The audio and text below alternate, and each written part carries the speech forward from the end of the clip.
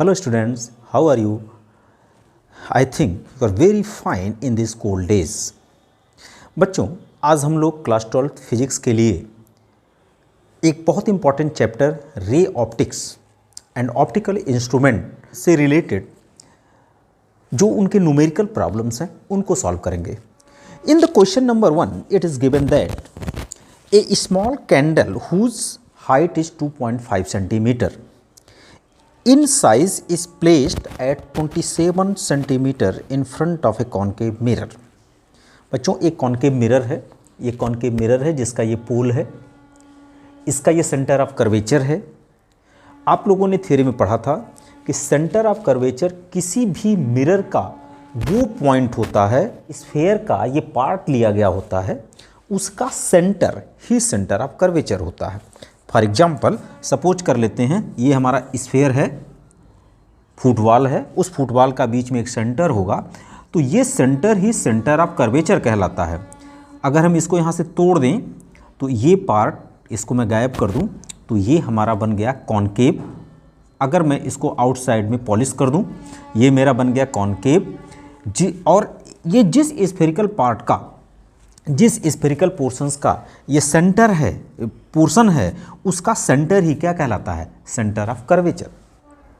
आपने और भी पढ़ा था कि पोल और सेंटर ऑफ कर्वेचर के ठीक बीच का एक पॉइंट फोकस कहलाता है. फार्मूला आपने पढ़ा था F is equal to R/2. R/2, R क्या है? पोल से सेंटर की दूरी अर्थात सेंटर ऑफ कर्वेचर का डिस्टेंस, और इसका जस्ट हाफ क्या होता है? इसका फोकस होता है. फोकस एक ऐसा पॉइंट होता है जो प्रिंसिपल एक्सिस के पैरेलल किसी ऑब्जेक्ट्स के आने वाली रेज को आफ्टर रिफ्लेक्शन प्रिंसिपल एक्सिस के जिस पॉइंट पर कट करता है, that point is known as a focus. तो बच्चों, इस क्वेश्चंस में दे रखा है कि एक कैंडल है 2.5 सेंटीमीटर का, in size is placed 20 centimetre in front of concave mirror of radius of curvature 36 centimetre. तो बच्चों, यहाँ R की जो वैल्यू दे रखा है दैट इज 36 सेंटीमीटर दे रखा है, और 36 सेंटीमीटर ये दे रखा है, तो 36 का हाफ इसका क्या हो जाएगा? फोकस हो जाएगा. ओके. अब 18 से अधिक एंड 36 से कम डिस्टेंस पर एक 2.5 सेंटीमीटर का कैंडल रखा हुआ है. इसकी हाइट दे रखा है 2.5 सेंटीमीटर. उसके बाद कहता है at what distance from the mirror should a screen be placed in order to obtain a sharp image. कहता है इस कॉन्केव मिरर से कितनी दूरी पर मैं स्क्रीन को रखूं जिससे इस ऑब्जेक्ट का इमेज, शार्प इमेज हमें बन जाए. तो बच्चों, यहाँ पर आप देखो R is given that is 36 centimetre. अब यहाँ जो 36 सेंटीमीटर लिखा गया है, अगर हम साइन कन्वेंशन की बात करें तो हम लोगों को हम लोगों का कॉन्सेप्ट यहाँ बहुत क्लियर होना चाहिए कि किसी भी मिरर से कोई ऑब्जेक्ट या कोई भी डिस्टेंस हमें जो मेजर करना होता है, उसमें उस डिस्टेंस को लेते समय हमें साइन कन्वेंशन का कॉन्सेप्ट जानना बहुत आवश्यक होता है.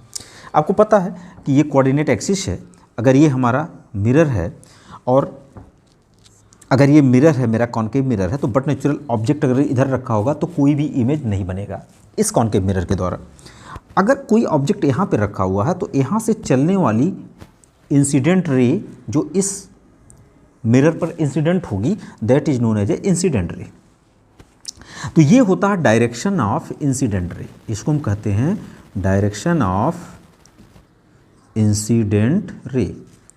जब ये प्रिंसिपल एक्सिस के पैरेलल चलती है तो ये आफ्टर रिफ्लेक्शन कहाँ से जाती है?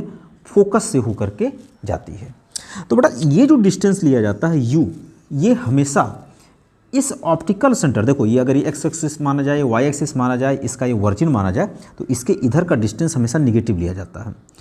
तो साइन कन्वेंशन में बताया गया कि जो भी डिस्टेंस हम इंसिडेंट रे के डायरेक्शन के अपोजिट दिशा में लेते हैं दे विल बी नेगेटिव, और इन द डायरेक्शन ऑफ अगर इंसिडेंट रे लेते हैं that will be the positive. तो अगर हमें ये ऑब्जेक्ट की पोजीशन को, जिसको हम यू से रिप्रेजेंट करते हैं, इस हम वर्जिन से मेजर करेंगे। जब वर्जिन से मेजर करेंगे तो मैं इधर मेजर करते हुए आऊँगा, और इंसिडेंट रे का डायरेक्शन किधर है, इधर है। तो ये जो डिस्टेंस हमने मेजर किया इंसिडेंट रे के डायरेक्शन के अपोजिट डायरेक्शन में किया, तो हमेशा यू की वैल्यू क्या होगी, नेगेटिव होगी। साथ ही साथ ये हमारा फोकस है। ऑप्टिकल इस पोल से इस फोकस के बीच की दूरी को हम स्मॉल एफ से रिप्रेजेंट करते हैं, और जब हम यहाँ से लेफ्ट साइड में इस डिस्टेंस को मेजर करने की कोशिश करेंगे तो ए बी इंसिडेंट रे के अपोजिट डायरेक्शन में चलेगा, तो ए बी डिस्टेंस क्या लिया जाएगा, नेगेटिव होगा। इसलिए यहाँ इसकी फोकस भी क्या होगी, नेगेटिव होगी। अब अगर किसी भी सिचुएशंस में इस ऑब्जेक्ट का इमेज अगर इस साइड में बनता है तो हम उस ऑब्जेक्ट की जो डिस्टेंस होगी v, वो in the direction of incident ray measure करेंगे, इधर से इधर की तरफ मेजर करेंगे, वो पॉजिटिव लिया जाएगा। लेकिन अगर ऑब्जेक्ट का इमेज इधर बनता है तो अगेन हम इंसिडेंट रे के अपोजिट डायरेक्शन में डिस्टेंस लेंगे, वो क्या बनेगा, निगेटिव बनेगा। अब देखो ये पॉजिटिव डायरेक्शन वाई एक्सिस है, इस डायरेक्शन में अगर कोई डिस्टेंस लिया जाता है they will be taken as a positive sign.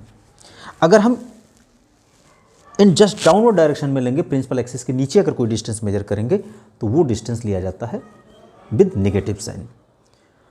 तो इस कॉन्सेप्ट को एडॉप्ट करते हुए हम इस क्वेश्चंस को बनाने की कोशिश करेंगे। तो बच्चों एक बात तो ये क्लियर है कि यहाँ पर जो r की वैल्यू 36 सेंटीमीटर, ये आपकी क्या होगी, नेगेटिव होगी। तो इसका फोकस क्या होगा, f is equal to r/2 that is 36/2 that is 18 centimetre.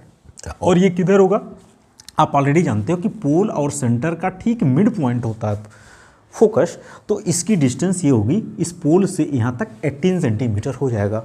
Okay, अब देखो ये ऑब्जेक्ट कितनी डिस्टेंस पर रखा गया है, ये ऑब्जेक्ट आपका 27 सेंटीमीटर के डिस्टेंस पर रखा गया है।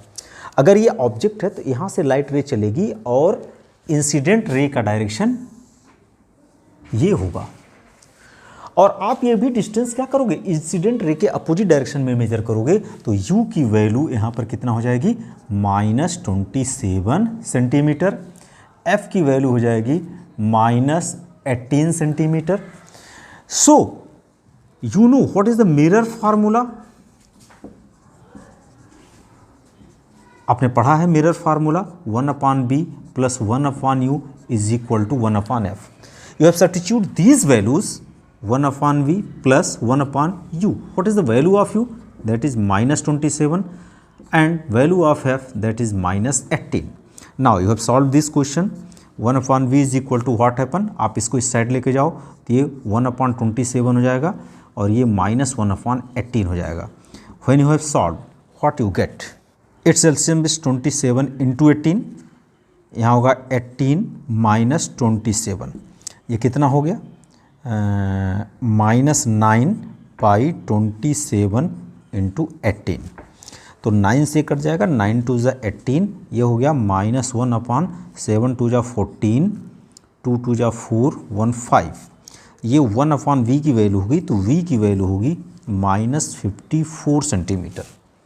बच्चों यहाँ माइनस साइन रिप्रेजेंट करता है कि जो मेरा इमेज बनेगा वो इमेज इस कॉनकेव मिरर के लेफ्ट पोर्शन में ही बनेगा, क्योंकि ये नेगेटिव साइन ये बताता है कि जो भी इमेज बनेगा वो इधर बनेगा।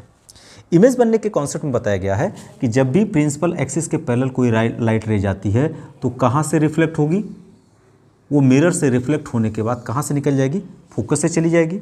दूसरी लाइट रेज अगर हम पोल से लेते हैं तो ये आफ्टर रिफ्लेक्शन उसी एंगल पर इस डायरेक्शन में निकल जाएगी।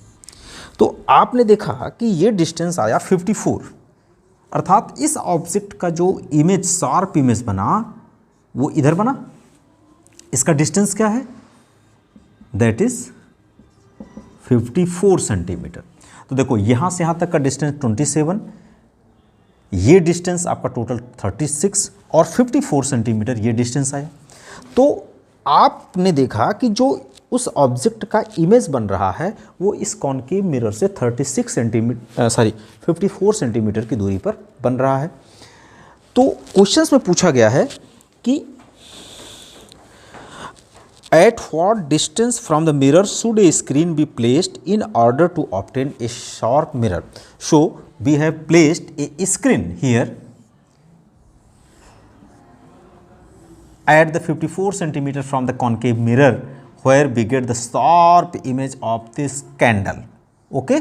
We want to describe the nature and size of image. तो बच्चों अगर हम नेचर की बात करें, what is the nature of this image? Image is inverted. Image क्या है? Inverted है. Why? Because ये कैसा बना है? जस्ट उल्टा इमेज बना है। तो उल्टा इमेज होने के कारण क्या हुआ? इन्वर्टेड हुआ। इसका जो इमेज है मैग्नीफाइड इमेज है। मैग्नीफाइड सेंस का मतलब क्या होता है? लार्ज इमेज हुआ। मतलब जो हमारा ऑब्जेक्ट है उससे लार्ज इमेज यहाँ पर बन रहा है। ओके?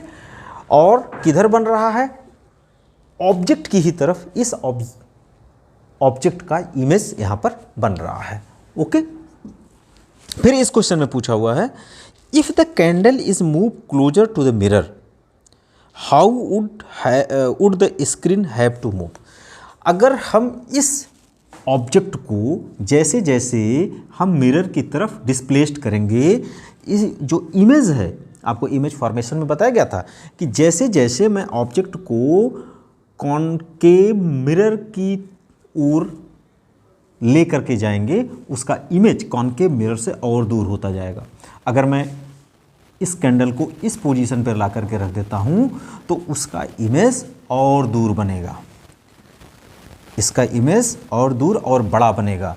अगर मैं इसको ले जा करके फोकस पर कर देता हूं, अगर सपोज कर लेते हो इस ऑब्जेक्ट को फोकस पर कर देता हूं तो यहाँ से चलने वाली रेज जो फोकस से जाएगी और after reflection from the point P they are parallel to each other. तो इस ऑब्जेक्ट का इमेज कहाँ बनेगा? इनफाइनाइट पर बनेगा, क्योंकि ये रेज और ये रेज एक दूसरे के पैरेलल हो जाएंगी। तो ये माना जाता है कि पैरेलल रेज एक दूसरे से इनफाइनाइट पर मिलती हैं, और जब इनफाइनाइट पर मिलती हैं तो उस ऑब्जेक्ट का इमेज कहाँ पर बनेगा? इनफाइनाइट पर बनेगा। नेक्स्ट बात ये कही जाती है कि अगर इस ऑब्जेक्ट को आप कॉनकेव मिरर के टूवर्ड्स और लेकर के जाते हो तो इस ऑब्जेक्ट की पोजीशन इसके फोकस और पोल के बीच हो जाती है। ऐसी पोजीशंस में इस ऑब्जेक्ट का इमेज अब इधर रियल नहीं बनेगा, ये वर्चुअल बनेगा और इस कॉनकेव मिरर के दूसरी तरफ बनेगा, क्योंकि और उस मिरर का इमेज प्राप्त करने के लिए उस ऑब्जेक्ट का इमेज प्राप्त करने के लिए अब किसी आपको स्क्रीन की रिक्वायरमेंट नहीं होगी, क्योंकि वो लेंस के पीछे बनेगा। ओके? तो this is the solution of the first question. Thanks.